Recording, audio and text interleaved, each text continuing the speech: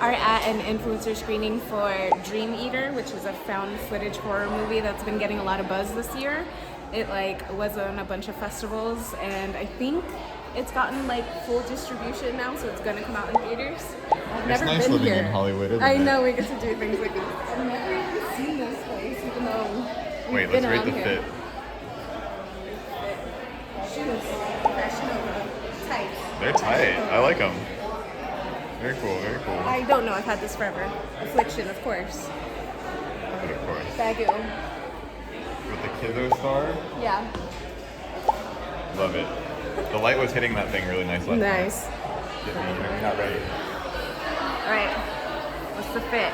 Some light, low Supreme. There's nothing crazy. Soil, Oh yeah. Affliction always. Okay, Don't get it twisted. Got the pants, thrifted. You feel me? A little bit of Nike dunks, you know what I'm saying? Oh damn. Take out the green in my bag here.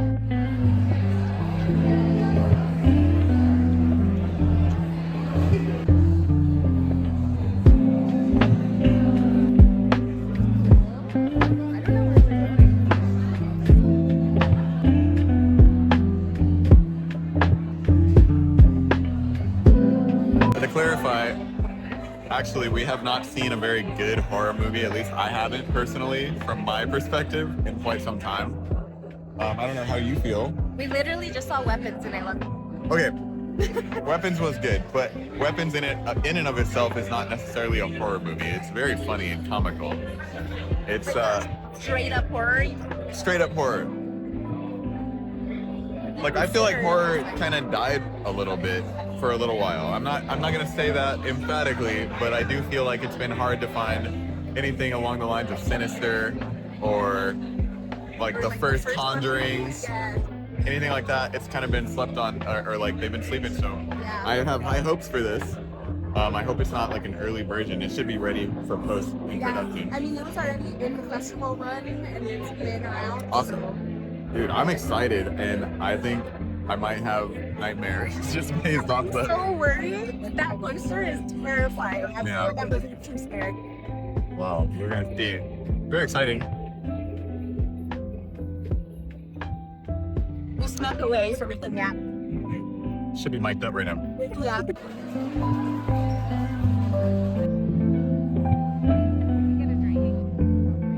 Ooh, special Dream Eater. What did he just tell us? If we have this thing right here, This wristband. yeah, the wristband, then we get free drinks. Hell yeah.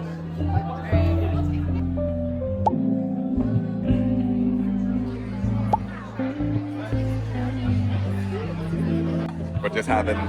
I just talked to Eli Roth and I told him a story about how I met him when I was a teenager and he was so appreciative and so sweet and we took the cutest picture together. It was so awesome. I know. It was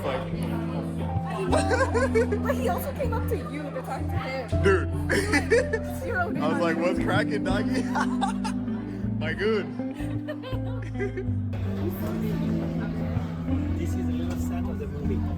So basically, we created the Santa Claus with the movie. Yeah, no, yeah, we did. Yeah, we did. Yeah, we did. Yeah, this is for you. Same thing. This is the Santa created for the movie. So Thank you so much.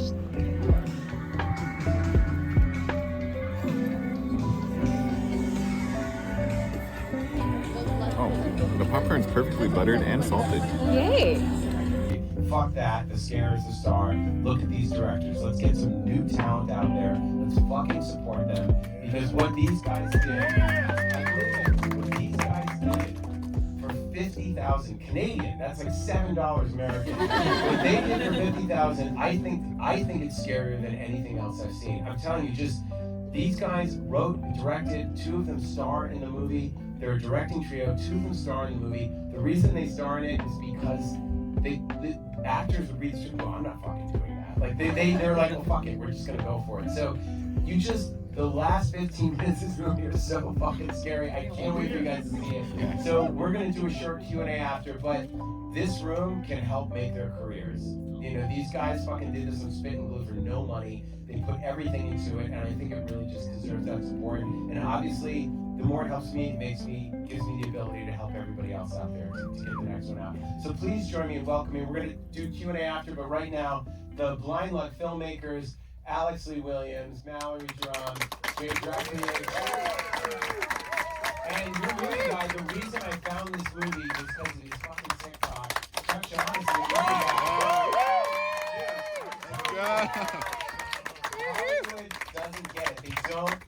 It just shows the power of fucking passion, filmmaking, and we all share that. All of us fucking love these movies. So sit back, grab some popcorn, and get fucking scared, and we will see you after.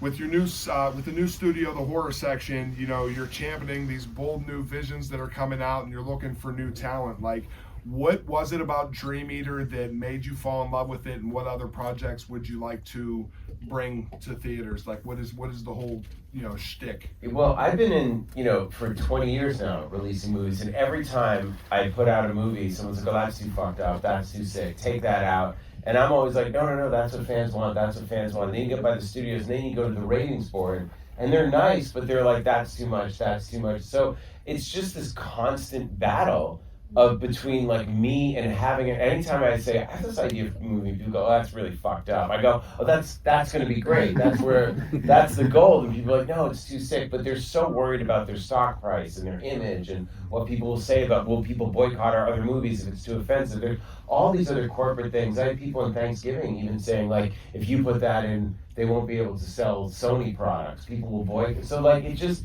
once they're infected with fear, there's no getting around it. So I always thought, no, I'm a horror fan. When I see a movie, to have the ability to just get an idea in your head and fucking put it in theaters. Not market test it, not take that out, that's offensive, not, well, that part was a little slow, pace it up a little bit. Just, no, the filmmaker made a fucking crazy movie, put it in theaters. You can like it, you can hate it, but at least it had a shot. That's what I'm all about. And I respond to passionate filmmakers. And look, and sometimes you see a movie and it was made, I mean, there are movies that are made for $100 million that are great, there are $100 million that are terrible. And but when you see something that's done for like literally like $40,000 and you just go, that really fucking scared me. All I judge it on is, did they pull it off? You know, these filmmakers, you wanted to, yeah. When I saw this, also Jimmy and Sticks is a super fun, weird, crazy movie, but it's very funny and insane. It's not like really scary. It's in the horror genre, but it's just a fucked up nuts movie, which is my kind of movie. But then I watched this, and I really felt like I did that ending when they're going when they're going down in the crawl space and he's naked, and she's walking out in the snow with bare feet, and going, oh my god, they're really doing it without spoiling anything. Like, I was so impressed that I thought, this is exactly what I want to get behind, because I saw me making Cabin Fever with no money. I was dead ass broke at 30, living, borrowing money, charging groceries to my parents on their credit card to be able to pay my $700 a month rent so that I could keep editing, because I was doing the whole movie on favors. Because I had to shoot on 35. I was like, fuck it, every penny I ever... Like, I would have been completely ruined for the rest of my life if that movie didn't work. Wow. And that's what these guys are. So, just to be able to do that, I think that horror fans want a different kind of movie. I think that we have a lot of... I think it is a spectrum where you have, like, great studio movies. Yes, you've got Sinners. Yes, you've got Weapons. Then you have your franchise, your Final Destination 5, and The Conjuring, and everybody goes out there and enjoys it. But these movies can get lost in the shuffle, and sometimes you see it on a streamer and you're like, why the fuck wasn't that movie in theaters? That's better than all of this other stuff. And when they pull it off, so now that I'm in a position where I can go to AMC, I can go to Regal, guys, let me put it as Eli Roth Presents. It'll get a certain amount of people to at least pay attention to it.